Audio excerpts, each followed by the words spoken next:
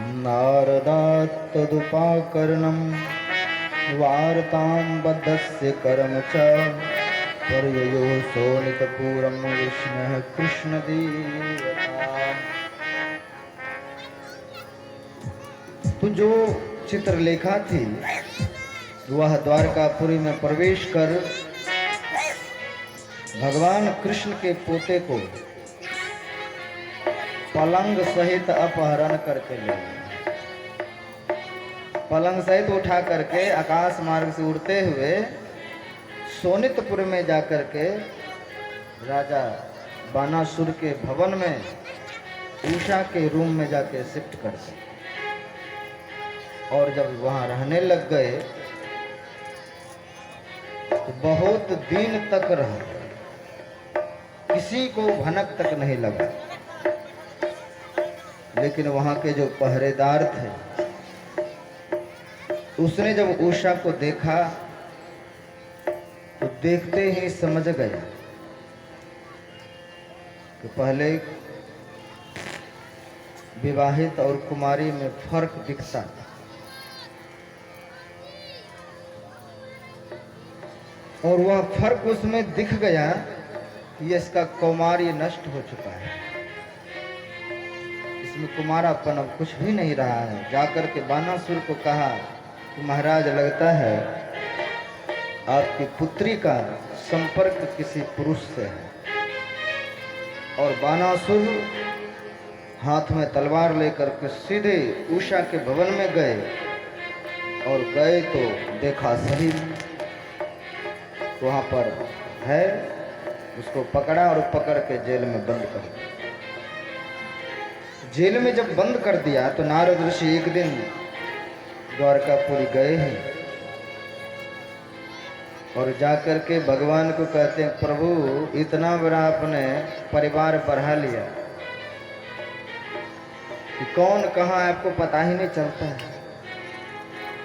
कहा सब तो ठीक ठाक है, लेकिन अनिरुद्ध को देख नहीं रहा हूँ, कहाँ है? कहा वो तो जेल का हवा खा रहा है। जेल में? कहाँ? वो बानासुर के जेल में है।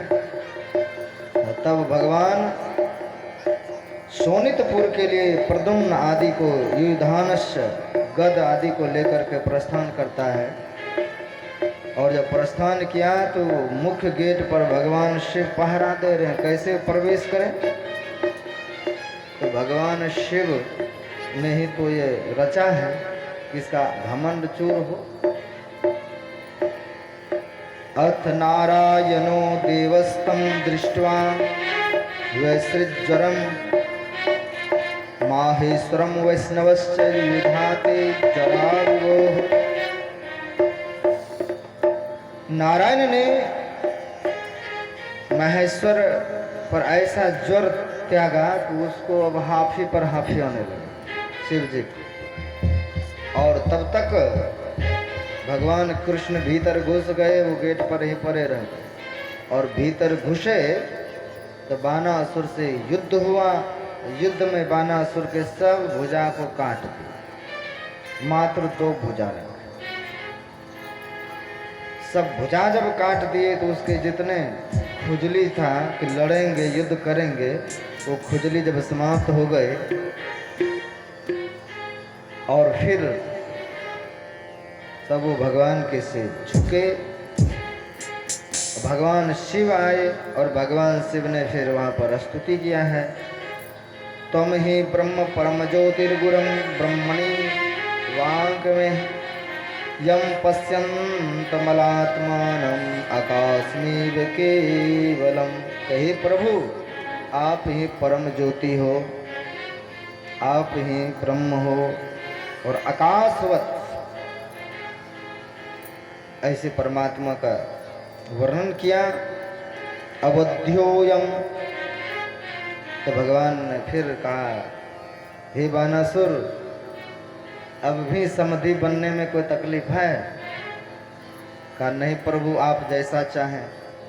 फिर अनिरुद्ध का उषा से विवाह हो जाता है और बहुत सारे वहां से दहेज दिया। प्रहृदय वरो दत्तम, बहुत सारे वरदान दिया। बहुत कुछ वहाँ से लेकर के आए हैं। और जब आए हैं द्वारकापुरी तो सब बालकों को बैठा करके सुंदर सुंदर उपदेश करते हैं। बच्चे खेलते हैं और भगवान उनके साथ। तो एक बार बच्चे लोग गेंद खेल रहे थे, तो गेंद खेलते खेलते एक कुएं में गेंद गिर पड़ा। तो आकर के कहा, दादाजी मेरा गेंद गिर गया है। तो भगवान गया कुआं से गेंद निकालने, तो देखते हैं उस कुआं में जब गेंद के लिए ऊपर से हाथ बढ़ाए तो नीचे तक हाथ ले जा करके गेंद को निकाला, तो वहाँ बहुत बड़ा क्या था, छिपकली। उनसे शरीर सटते हैं, वो भगवान के स्वरूप को प्राप्त कर गया। तो पूछा कि आप कौन हैं? आप तो अभी इस गिरगिट योनि में पड़े हुए थे। कहा, महाराज आप नहीं जाने। कहा, मैं कहाँ जानता हूँ? का नाम भी नहीं सुने हैं? का नाम भी नहीं सुनता। कहा, मैं इस धरती का सबसे दानियों में से कहीं भी अगर नाम आता होगा तो मेरा ही प्रथम नाम होगा। तो भगवान विचार करते, अभी गिरगिट योनि में था, कितना अकड़ करके अपना परिचय दे रहा है कि दानियों में प्रथम मेरा नाम होगा। निर्गुणाम नरेंद्रो हम इक्ष्वाकु तनय प्रभु। कहे, प्रभु इक्ष्वाकु वंश में मैं निर्ग नाम का राजा था। तो होंगे का काम क्या करते थे? का काम तो इतना बड़ा किए हैं कि यावत सिकता भूमेर, कहते भूमि पर जितना बालू का कण है, जितना भक्तों है शांति का दान दे, बहुत हो शोरगुल कर रहे हैं आप तो। यावत्यो दिवी तारकम, का जितने आकाश में तारे हैं, यावत्यो वर्ष धाराश्च, तो जितने बारिश की धारा पृथ्वी पर पड़ी, तावत तिरददाम स्महगा, तो इतना मैंने गाय दान किया। कहा, कैसा गाय? पवश्नि तरुणी शील रूप गुणोपन्न कपिला हेम श्रृंगी, का बहुत शुद्धि शुद्धि गाय, दूध देने वाले, सोने से मढ़ करके गाय दान किया। तो गाय तो दान किया, लेकिन अहंकार पूर्ण होकर के। तो दान कितने प्रकार के होते हैं? तामस दान, राजस दान और सतोदान। तामसी दान करने के बावजूद तमोगुनी दान होता है, और तमोगुनी दान देकर के भी कोट नृप। ये नृप कैसा था? करोड़ों रोज गाय दान करते थे। गिरगिट जोनि परी, ये गिरगिट के योनि में चला गया। क्यों? क्योंकि तामसी दान करने से भी हानि है। सात्विक दान हो, और सात्विक दान हमारे दुखों को नष्ट करता है, तामसी दान हमारे दुख को बढ़ाता है। इसलिए दान को कहा गया फरसा, जो हमारे दुखों को काटता है। दान परस बुद्धि शक्ति प्रचंडा, धर्मरथ में बताया गया कि दान जो है ये फरसे का काम करता है, आपके दुख को ये काट देता है। इसलिए इस धरती पर सब तरह के दान, कोई नग्न है निवस्त्र है तो उसको वस्त्र दान, कोई भूखे है तो अन्न दान, प्यासे है तो पानी दान, सेवा की जरूरत है तो शरीर से खट दें, अन्न की जरूरत थोड़ा अन्न दे दें। हम लोग इस संसार में बिना पाप किए कुछ भी उपजा नहीं सकते। आजकल तो खेती में इतना जहर डालना पड़ता है, बिना जहर का कुछ होगा ही नहीं, तो पाप उत्पन्न होता है।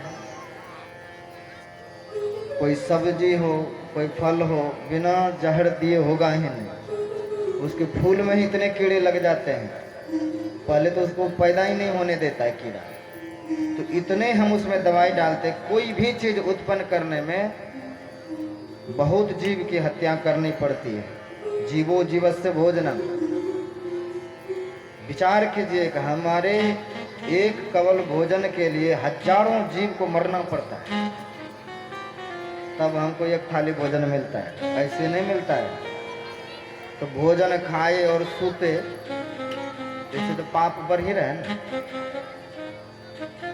क्योंकि एक भिंडी भी है ना, उसको बचाने में सैकड़ों कीड़े हैं, कीड़ों को मरना पड़ा है। आप भरपेट भोजन करते हैं, इसके लिए हजारों जीव मरा है तब आप जीते हैं। हजारों जीवों को रोज मरना पड़ता है आपको जीने के लिए। तो हम इतना कीमती जीवन हजारों मरता है तो हम जीते हैं, तो हम ऐसा काम करें, ऐसा काम हो हमसे कि हजारों जीव जो मरे हैं हमारे कारण, उसका भी सदगति हो। नहीं तो वही पाप आपको दबा के मार डालेगा। खेती करते हैं, पाप होता है तो उसमें थोड़ा बहुत अन्न, कहीं आश्रम हो, मंदिर हो, भंडारा, उसमें दे देना चाहिए। अन्न शुद्धि हुआ। दिन भर कहीं दुकान में, कहीं पर हम नौकरी करते हैं, सर्विस करते हैं, बैठे हैं। कबीर साहब कहते हैं झूठ कपट करे माया जोड़ी, बात करे छल की। करना पड़ता है। तो द्रव्य पैदा करने में भी झूठ बोलना पड़ा, कुछ कपट करना पड़ा, कुछ बचाना पड़ा। तो वहाँ भी धर्म स्थल में कहीं थोड़ा थोड़ा लगा दिए, अच्छी जगह। इस दान में भी ये देखिए कि आपका दान कहीं लग रहा है कि नहीं लग रहा है। ऐसे व्यक्ति को आपने दान कर दिया, वो शराब लेके पी गया, किसी का बलात्कार कर दिया, किसी का चोरी कर दिया, तो वो 100 रुपया का दान आपके लिए महापाप हो जाए। आपका दान लेकर के व्यक्ति जो जो कर्म करेगा उसका फल आपको भी भोगना पड़ेगा। इसलिए जिसको हम दे रहे हैं ये देखना होगा ये व्यक्ति दान लेकर के करेगा क्या। शराब में उड़ाएगा, मांस में उड़ाएगा, कोई अच्छे कर्म करेंगे। अच्छे कर्म करने वाले को अगर आप दान दिए हैं तो बढ़ेगा। पापी को दे दिए, वो 1 किलो मांस ही लेकर के पूरे घर में खिला दिया, तब तो उस पैसे से आपका ब्याज बढ़ेगा पाप का। इसलिए चाहे तन से रोज हम चलते हैं, चलते चलते कितने हमारे पैर के नीचे कीड़े मर जाते हैं। मोटरसाइकिल पे चल रहे हैं, पैदल चल, आंख में कीड़ा घुस के आंख में ही मर जाता है। मरा नहीं। जो नहीं दिखता है, हम नाक से सांस लेते हैं, एक सांस में लाखों कीटाणु मर जाता है। तो पाप तो हो ही रहा है। हमारी गर्म जो सांस लेते हैं, गर्म सांस भीतर जाते जाते कीटाणु भीतर में ही मर जाता है। जो बचा खुचा नाक में जो बाल होते हैं, जाले का काम करता है, उसमें अटक गया, फिर मरता है। तो जीवन में पाप जो है न सिर्फ करने से नहीं, तो बिना किए भी पाप। और आप चल रहे हैं, चलते चलते पैर के नीचे कितने जीव मर गए, वो पाप हो गया। तो शरीर से अगर पाप हुआ है, हम शरीर से कहीं धर्म स्थल में खटते हैं, सेवा करते हैं, तो शारीरिक दोष दूर होगा। हम जिह्वा से झूठ बोल देते हैं, गाली दे देते हैं, तो जिह्वा का जो पाप है जप से दूर होगा। मन से, तो मन से अच्छे चिंतन करें। पैसे से अगर हम पाप किए, पैसे से भी पाप होता है ना। मान लिया जाए आपको किसी से झगड़ा हो गया, आप उसका सामना नहीं कर सकते हैं, किसी को पैसे दे दिए कि इसका हाथ पैर तोड़ दो, पैसे से पाप हुआ। तो तान से, मन से, वचन से, धन से, कई तरह से पाप होता है। और सब पाप दुख देने वाला होता है। इसलिए इस जीवन में हमको दान भी देख के ही देना चाहिए। दान देंगे तो इसका क्या होगा, कहीं खैनी बीड़ी सिगरेट में तो नहीं उड़ा देगा। तो वो दान अधर्म फैलाता है, वो दान आपके दोष दुर्गुण को पैदा करता है। इसलिए दान भी देख करके करें। आपके सामने लग रहा है कि नहीं, अच्छे कार्यों में लग रहा है कि नहीं, तो वो दान सफल होता है। आपने इस यज्ञ में कुछ भी दिया तो आपके सामने है। माता जी की अथक प्रयास से यह सफल हुई। अकेली माता की हिम्मत देखिए, इसने इतना हिम्मत बनाया और शुरू कर दिया तो सबने लाठी लगाए। जैसे भगवान उंगली लगाया, थामे भगवान ही है, लेकिन सबने लाठी का सहारा लगाया ना। आप लोग आए तो ये भी एक सहारा ही, नहीं आते तो किसको सुनाते। तो जैसे तैसे भी इस यज्ञ में हम लोगों ने सेवा किया है, सत्कर्म किया है, जो सब बड़भागी है। तो हमारे जीवन में जो कुछ हो उसमें हम परमात्मा को साक्षी रखें, उसको सन्मुख रख करके जीवन के हर एक कार्य को करें। तो ये जो राजा थे नृग, ये अहंकार से कहते हैं कि हमको आप पहचाने नहीं, क्या नाम नहीं सुने, मैं तो ऐसे राजा वैसे राजा। तो का फिर गिरगिट योनि में क्यों पड़े? का महाराज गिरगिट योनि में यूं पड़े, रोज गांव दान करते थे गाय। एक दिन गाय दान की एक ब्राह्मण को, ले गए अपना घर, और उसके घर से भी चोरी हो गई। चोर करके चोर ने बाजार में बेच दिया। और मेरा सेवक गया खरीदने बाजार, अब बाजार से खरीद करके लाए, दूसरे दिन दूसरे ब्राह्मण को दान कर दिया। हम भी बाजार से खरीद करके लाते थे, रोज दान करते। और जब दान कर दिए दूसरे दिन, तो दूसरा ब्राह्मण गाय लेके जा रहा था। पहले दिन बोला वो आ रहा था, रास्ते में विवाद हुई कि गाय मुझको दिया गया था। कहा अभी मैं लेके आया हूँ। कहा चलो राजा के पास। तो राजा के पास जब गए तो वो कहे कल आप दिए थे, तो वो सिर डुलाए हाँ। वो कहे अभी आप हमको दिए थे? कहा हाँ मैं दिया हूँ। सिर वो हिलाते रहे, तब तक दोनों ब्राह्मण लाठी डंडा चला, दोनों वहीं प्लॉट पर ही मर गए। आकाशवाणी हुई, हे नृग राजा, तुम गिरगिट की तरह सिर्फ सिर हिलाते रहे, कम से कम फैसला तो कर देता कि एक गाय के बदले तुम 5 ले लो, लेकिन जाओ यहां से। 5 दे करके तुम फैसला कर लेता। रोज गाय दान करते थे, लेकिन गिरगिट के तरह सिर हिलाया, तुम्हारे कारण 2 विप्र मारा गया। इसलिए गिरगिट जोनी पड़ी, गिरगिट के जोनी में जाना पड़ा। तो देखिए दान जो है, दान हम दूसरे जन्म में भी भोग सकते हैं। पशु बन के भी दान का हम आनंद ले सकते हैं, लेकिन मनुष्य शरीर सिर्फ भजन से मिलेगा। मान लिया जाए हम खूब भंडारा किए हैं, खूब अन्न दान करते हैं, तो अन्न तो हम सुंडा बन के भी खा सकते हैं। बड़े बड़े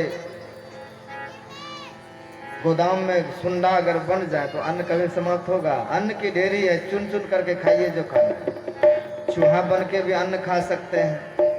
वस्त्र दान किए हैं तो चिल्लड़ बन के हम वस्त्र के थाक में रह सकते हैं। कुत्ते बन के गाड़ी जहाज में घूम सकते हैं, गोद में घूम सकते हैं, और तो और क्या कहें। तो सब आनंद जीवन में मिलेगा, लेकिन मनुष्य शरीर का स्वाद बिना भजन किए दोबारा नहीं मिलता है। इसलिए मनुष्य शरीर भजन से मिलता है, ये दान से नहीं मिलेगा, ये हवन करने से नहीं मिलेगा। ये तो जब आप भजन करेंगे भगवान का, अपने वृत्ति को सुधार करके रखेंगे, तो फिर ये मनुष्य शरीर मिलेगा। मन में रखना नहीं तो बच